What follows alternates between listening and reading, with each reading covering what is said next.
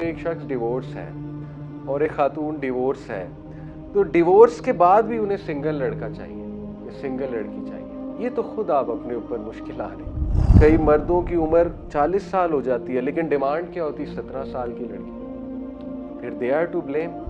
जब मुश्किल आ जाए तो आंखें खोल के रियलिस्टिकली उसको कबूल कर लेना कि ये आ गई है, और जब आप कबूल करेंगे तो नेक्स्ट स्टेज पे आप बढ़ जाएंगे ना। जब तक कबूल ही नहीं करेंगे तब तक आप नेक्स्ट स्टेज पे जाएंगे नहीं, रिजॉल्व करने पे जाएंगे नहीं। फेलियर माइंडसेट या फिक्स माइंडसेट वाले लोग एफर्ट ही नहीं करते। उसकी वजह क्या? उनका माइंडसेट ही फिक्स्ड होता है कि नथिंग इज गोना चेंज, तो क्या फायदा। ठीक है, उनकी सोच ये बन जाती है कि कुछ नहीं होने वाला, कुछ चेंज नहीं होगा। जितना आपका अल्लाह से ताल्लुक मजबूत होगा, जितनी आपकी अल्लाह पे रिलायंस ज़्यादा होगी, उतना आप ग्रोथ माइंडसेट वाले ज़्यादा होंगे।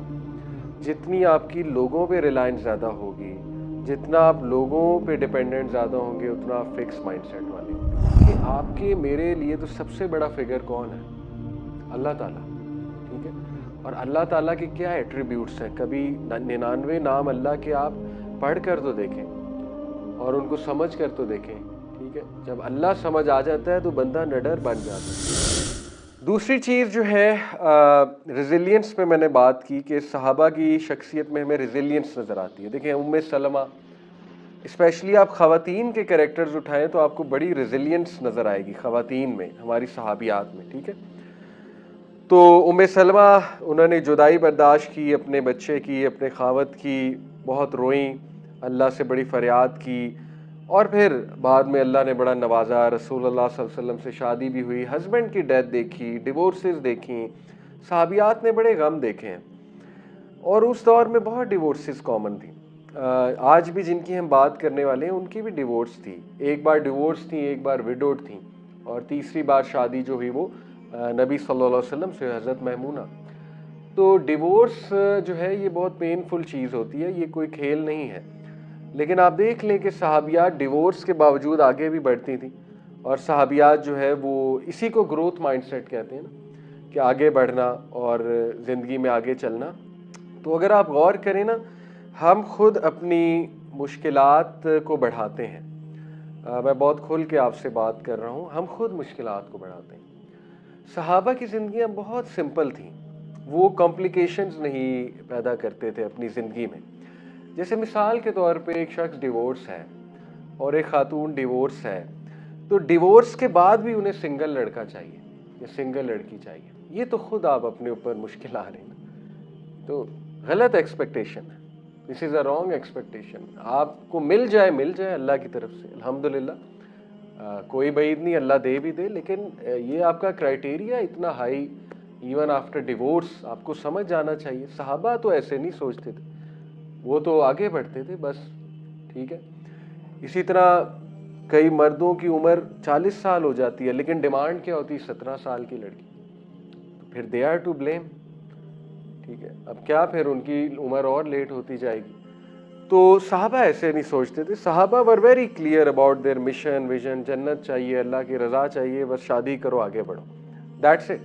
अल्लाह ताला बरकत देगा। ठीक है, तो ये भी एक फ़र्क है हमें और सहाबा में, और इसी को रेजिलियंस कहते हैं। यही रेजिलियंस है, एक्शन लेना, आगे बढ़ना। ठीक है, तो रेजिलियंस भी हमें बहुत क्लियर नज़र आ रही है। तीसरी चीज़ ग्रोथ माइंडसेट, फिक्स माइंडसेट, इंशाल्लाह वो मैं आपके सामने रखता हूँ, और बड़ी चीज़ें हैं उसमें सीखने की। देखिए जो ग्रोथ माइंडसेट वाले लोग होते हैं, पहला फ़र्क, they embrace challenges. Fix mindset वाले लोग अवॉइड चैलेंजेस। अच्छा, इससे ये मुराद नहीं है कि चैलेंजेस को इनवाइट करना, मुश्किलात को इनवाइट करना। इससे मुराद ये कि जब मुश्किल आ जाए तो आंखें खोल के रियलिस्टिकली उसको कबूल कर लेना कि ये आ गई है, और जब आप कबूल करेंगे तो नेक्स्ट स्टेज पे आप बढ़ जाएंगे ना। जब तक कबूल ही नहीं करेंगे तब तक आप नेक्स्ट स्टेज पे जाएंगे नहीं, रिजॉल्व करने पे जाएंगे नहीं। जैसे एक शख्स की डिवोर्स हो गई है, वो कबूल ही नहीं कर रहा मेरी डिवोर्स हो गई है, वो शॉक में है, ग्रीफ और शॉक में, ग्रीफ और शॉक में है, तो अगले स्टेप पे जा ही नहीं सकता। ठीक है, और दूसरा, they learn from feedback and criticism. ये बड़े ज़बरदस्त और साफ है। और फिक्स माइंडसेट वाले लोग जो है वो क्रिटिसिज्म से नफरत करते हैं। क्रिटिसिज्म से आप मुराद है कंस्ट्रक्टिव क्रिटिसिज्म। ठीक है, तो ये भी बड़ा एक मसला है कि अगर आपको कुछ अच्छी फीडबैक कोई दे रहा है तो ले लें, उसका माइंड ना करें। ठीक है, उससे ग्रोथ ही होती है। फिर ग्रोथ माइंडसेट वाले लोग जो है वो ये इस बात के कायल होते हैं कि इंटेलिजेंस और टैलेंट जो है ये डेवलप किया जा सकता है। फिक्स्ड माइंडसेट वाले लोग ये समझते हैं कि इंटेलिजेंस और टैलेंट फिक्स्ड होता है। ये भी बहुत बड़ा फ़र्क है, ठीक है। आपको दुनिया में कई मिसालें मिलेंगी। मैं कुछ क्रिकेटर्स की आपको मिसालें देता हूँ। कुछ क्रिकेटर चिट्टे अनपढ़ थे, आज फर अंग्रेज़ी बोलते हैं। तो क्या साबित होता है कि टैलेंट लर्न किया जा सकता है, यही साबित होता है ना। कुछ लोग आप उन्हें देखेंगे, आप कहेंगे तो बहुत कुंद ज़हन है, 10 साल बाद आप मिलेंगे वो पीएचडी कर रहा होगा कैम्ब्रिज से, उसका आईक्यू लेवल बहुत बढ़ चुका होगा। How come? गांव से लोग उठते हैं, कैम्ब्रिज से पीएचडी कराते हैं। मेरे कई दोस्त हैं, टोपी सवाबी के इलाके से आए, बिल्कुल एक लोअर बैकग्राउंड, जीआई के जहाँ से मैं पढ़ा हूँ, टोपी सवाबी में वो इलाका, कोई स्कॉलरशिप्स होती थी, जो बिल्कुल गरीब घराने के बच्चे होते हैं उनको स्कॉलरशिप्स देते थे। बलूचिस्तान के कुछ ऐसे इलाके से, मेरा अपना क्लास फेलो है, नासा का एम्प्लॉय है, first Pakistani to go into space, Balochistan के छोटे से गांव के इलाके से है, और हम उसका मजाक उड़ाते थे लिटरली फर्स्ट सेमेस्टर में। कैम्ब्रिज से पीएचडी है और स्पेस साइंटिस्ट है और नासा का एम्प्लॉय है।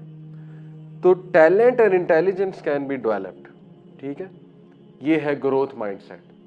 उसके बाद ग्रोथ माइंडसेट वाले लोग जो है मोर एफर्ट करते हैं, और फेलियर माइंडसेट या फिक्स माइंडसेट वाले लोग एफर्ट ही नहीं करते। उसकी वजह क्या? उनका माइंडसेट ही फिक्स्ड होता है कि नथिंग इज गोना चेंज, तो क्या फायदा, ठीक है। उनकी सोच ये बन जाती है कि कुछ नहीं होने वाला, कुछ चेंज नहीं होगा। हैविंग सेड इट, कुछ कड़वे एक्सपीरियंसेस की वजह से उनकी शायद ये सोच बन जाती है, तो वी शुड बी एम्पैथेटिक। लेकिन मैं आपको बता रहा हूँ कुछ और साफ। उसके बाद जो है ग्रोथ माइंडसेट वाले लोग, they keep trying and never give up.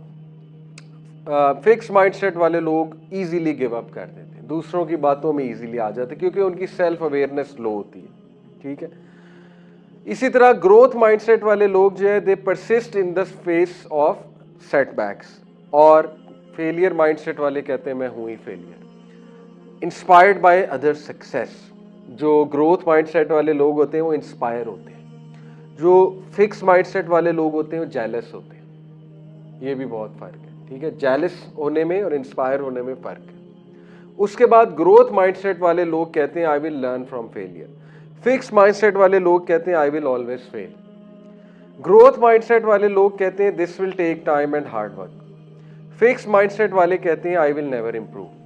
Growth mindset वाले कहते हैं I want to keep learning. Fix mindset वाले कहते हैं why should I even bother, nothing is gonna change. तो सहाबा की जो पर्सनैलिटी है वो क्लियर ग्रोथ माइंडसेट वाली पर्सनैलिटी, आपको साफ नजर आ रहा है। और उसके पीछे मेन ड्राइविंग फोर्स क्या है? अल्लाह, ठीक है। जितना आपका अल्लाह से ताल्लुक मजबूत होगा, जितनी आपकी अल्लाह पे रिलायंस ज़्यादा होगी, उतना आप ग्रोथ माइंडसेट वाले ज़्यादा होंगे। जितनी आपकी लोगों पे रिलायंस ज़्यादा होगी, जितना आप लोगों पे डिपेंडेंट ज़्यादा होंगे, उतना आप फिक्स माइंडसेट वाले होंगे, ठीक है। Simple as that. तो आपने मज़ीद इस चीज़ को समझना है तो इल्लामा इकबाल की शायरी बेहतरीन आपके लिए एक मैं समझता हूँ पूरी गाइडलाइन है उस शायरी में कि एक यंगस्टर को कैसा होना चाहिए। आपको कुछ करने की ज़रूरत नहीं, सिंपल इल्लामा इकबाल की शायरी उठाएं, उसमें शाहीन का कॉन्सेप्ट समझें और उनके कुछ अशार को समझने की कोशिश करें, ठीक है। बहुत से अशार आपको मिल जाएंगे। इसके ऊपर बांगे दरा है, उसके बाद ज़रबे कलीम है, उनकी कुछ किताबें, तो ये बाले जिब्रील, ठीक है। थोड़ा सर्च करें उनकी नज़मों को, तो ये सारी चीज़ें आपको नज़र आ जाएंगी। तो इसमें मेन ड्राइव है अल्लाह सुब्हाना व तआला, ठीक है। और अल्लाह सुब्हाना व तआला कैसे? देखें, आज हमें साइकोलॉजी और साइंस भी यही बता रही है कि जो रेजिलिएंट लोग होते हैं वो ऐसे रेजिलिएंट नहीं बन जाते, बल्कि उनकी रेजिलियंस के पीछे कोई बहुत ही इंस्पिरेशनल फिगर होता है, ठीक है, फिर वो रेजिलिएंट बनते हैं। यानी that inspirational figure could be their father, could be mother, could be wife, could be husband. तो देखिए, आपके मेरे लिए तो सबसे बड़ा फिगर कौन है? अल्लाह ताला, ठीक है। और अल्लाह ताला के क्या एट्रीब्यूट्स हैं? कभी 99 नाम अल्लाह के आप पढ़ कर तो देखें। और उनको समझ कर तो देखें। ठीक है, जब अल्लाह समझ आ जाता है तो बंदा निडर बन जाता है, फिर बंदा जो है वो शाहीन वाली जो इमेज है इलामा मोहम्मद इकबाल की, सेल्फ एक्चुअलाइजेशन की तरफ जाता है बंदा। तो इसलिए हमारे लिए तो बहुत क्लियर है बात कि अंडरस्टैंड अल्लाह, अंडरस्टैंड रसूलुल्लाह's लाइफ, अंडरस्टैंड सहाबा, और दैट्स इट। लॉन्च हो जाए ज़िंदगी में, आपने कोई तजर्बे नहीं करने, लॉन्च हो जाए सीधा अल्लाह को समझ के और सीरत को समझ के, दैट्स इट।